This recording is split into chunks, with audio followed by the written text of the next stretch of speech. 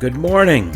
Welcome back to my docuseries on how fathers can win their custody case. I am Father X. Let's get to it. I'm sharing a personal story with you today so that what happened to me does not happen to you. This section of the docuseries is Choosing an Attorney and Minimizing Spending, which has 4 parts that you need to know that I wish somebody taught me early in the trial process. Choosing your family court lawyer is what we discussed in episode 3A, where I gave you interview questions to ask potential lawyers. The weaknesses of family court lawyers is what we discussed in episode 3B. Today, we'll talk about spending on family lawyers. And coming soon, the next episode is The Secret Hidden Costs of Family Court. I'm sharing my financial condition because you also have to pay attention to this. When my custody case started, I had over $100,000 in savings. I owed $35,000 on student loans. After 3 years of the custody trial, I ended up with no assets and over $100,000 of debt.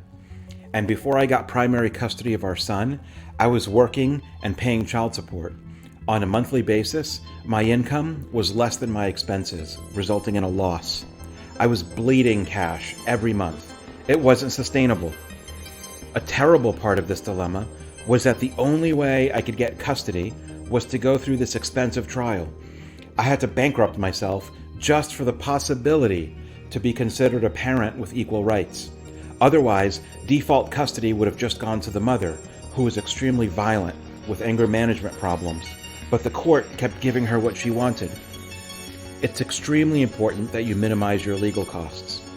Family court doesn't care if your expenses exceed your income. Nobody cares.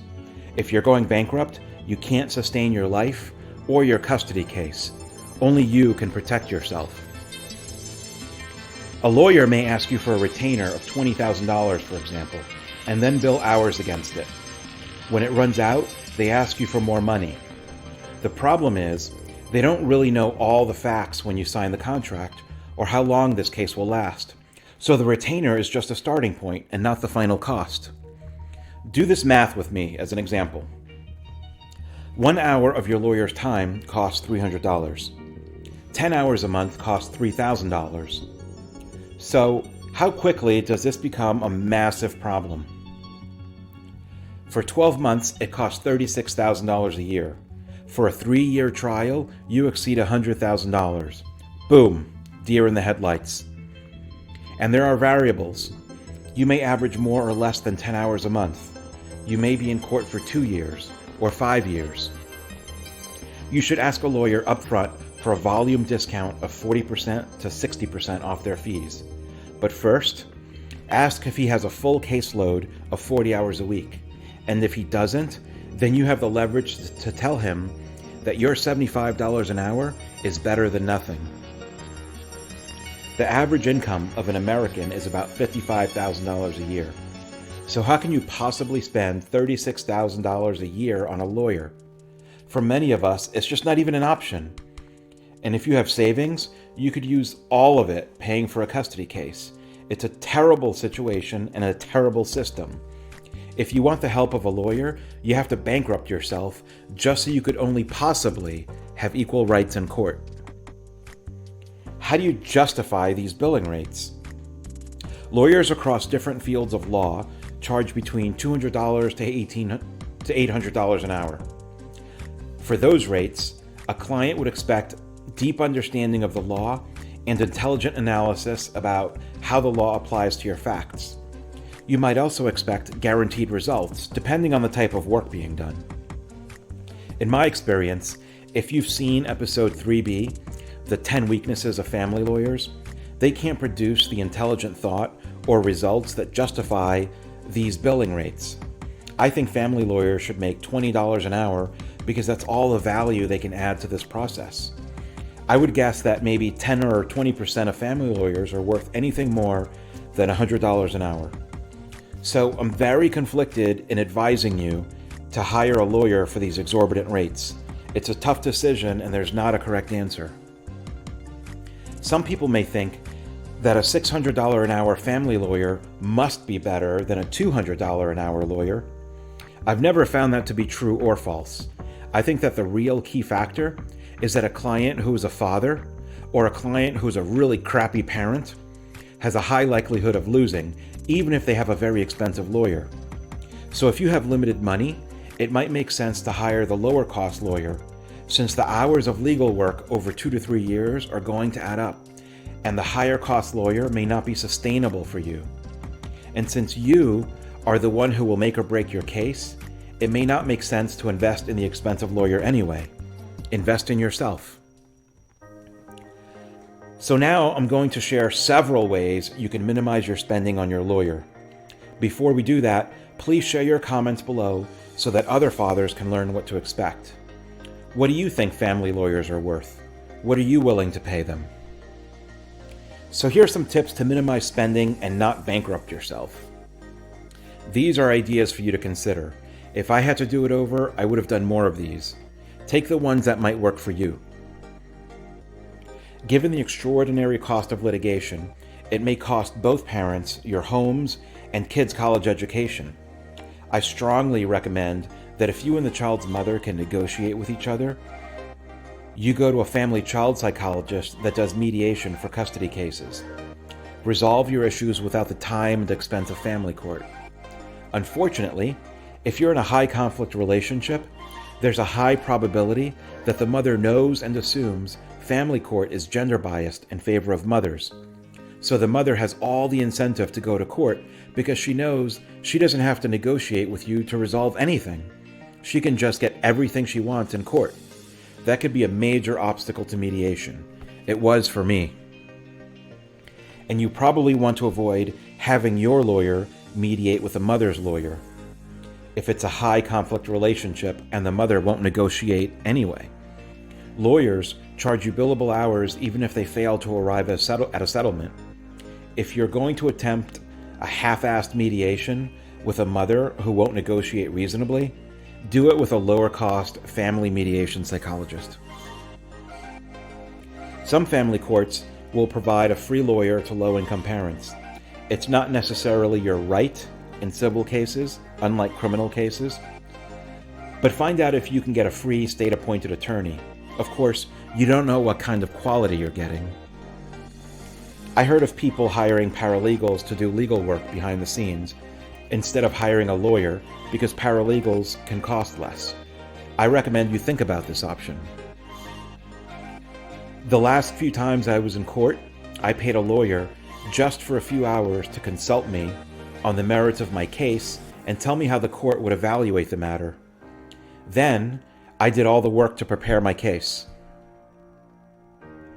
My fantasy is that I teach you enough so that you learn how to do the work yourself and minimize the hours of work your lawyer does. I recognize that won't work for 100% of you. One option is to consider starting off with a lawyer, and then at the right time, you let go of the lawyer and represent yourself. And while the lawyer is by your side, you actively learn the law, process, and procedures so you can be ready to do this by yourself. You can try doing most of the work around several topics and then giving it to your lawyer for review so he doesn't have to do it all from scratch. For example, researching case law and legal precedents, preparing witnesses and the questions they will be asked, preparing for the forensic evaluation, preparing the questions your lawyer will ask you on your direct testimony, giving your lawyer the points to cross-examine the mother on her testimony, and highlighting her lies and partial truths, because your lawyer doesn't know the lies anyway. Writing your closing arguments. This docuseries will cover these topics so you can run with it. My hope is that you save money by doing it yourself. But more importantly, I tend to believe you can do these better than your lawyer because you are the one who's extremely familiar with the facts and evidence. Your lawyer can play the role of a sounding board. Consider that. Early in my court process, my lawyer and her lawyer would email each other about any given issue. My lawyer sent me those email chains. It was clear to me that they were just talking in circles, getting nowhere. So I told my lawyer to stop and not spend his time and my money on this. I preferred that I send an email to the mother and just copy all the lawyers so everybody could see the communication. Many people threaten to bury their opponents in paperwork with tons of motions. Don't fall for this trap. It racks up billable hours, it's often a waste of time, and it might make you look bad to the judge. There will be motions you have to file and times where you call an emergency meeting with a judge. For example, contempt of court against the mother if she prevents you from having parenting time with your child.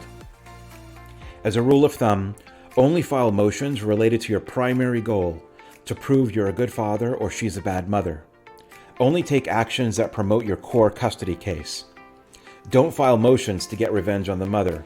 If she files frivolous motions, use it against her to demonstrate her poor character, while you act with high character. And make sure the judge sees that contrast. If you pick a lawyer, it may be best to keep that same lawyer through the entire process, unless the lawyer is totally incompetent. There's a common theme in family court where a parent has 4, 5, or 6 lawyers because they keep switching. That's a signal to the judge that this parent is mentally unstable and the problem in the relationship. It's not true 100% of the time, but it's something to keep in mind. And when you switch lawyers, it's very expensive because the facts you taught the first lawyer, you must teach again to the second lawyer. You don't want to pay to teach lawyers 2, 3, or 4 times.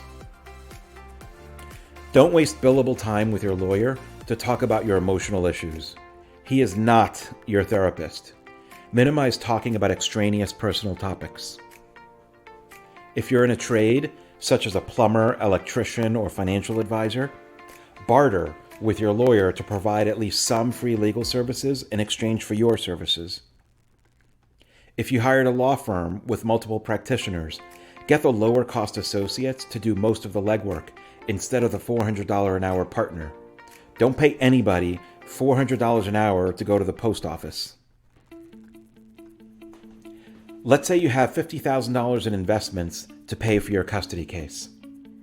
The $50,000 is invested in stocks. You should consider liquidating out of stocks and into safer investments like money market funds or government bond funds. If the stock market crashes by 25% in 6 months, the $50,000 becomes $37,000, and then you're in trouble. The stock market can go up 25% and you would miss out on a profit. However, the risk of losing 20 to 40% of your money means that you may not be able to proceed with a custody case. So be sure to intentionally manage this in the way that's best for you. If you sign a contract with a lawyer, delete any language that requires you to pay everything in advance or even within 90 days. Delete any clauses about any interest or fees. Pay enough money every month so they get some payment and stay motivated, but you always still owe them $10,000 or whatever number works in your case. If you're fully paid up, they can always walk away if they fear you can't pay promptly in the future. But if you owe them $10,000 and they walk away or start doing crappy work, you have leverage. You can withhold the $10,000, they risk losing it, and they'd have to sue you to get their money, which is a pain in the butt. Most businesses normally have accounts receivable, and lawyers can too. It helps to keep them honest. I personally know the emotional chaos you're facing, but please try to focus on doing and keeping your job. You need money to support yourself through this multi-year ordeal, to pay child support and to pay these legal costs. If you lose your job, you're in financial trouble and your custody case can be at risk. The next topic in this docuseries will be the secret hidden costs of family court. These might be the darkest days of your life, and I'm making these educational videos to help you navigate this nightmare. If you subscribe, I can get you updates when I post more videos in this docuseries. Thank you for liking, subscribing, and sharing with your friends who are in a similar situation. When you like, subscribe, and share, it'll also help the YouTube algorithm get this message out to more fathers in our position.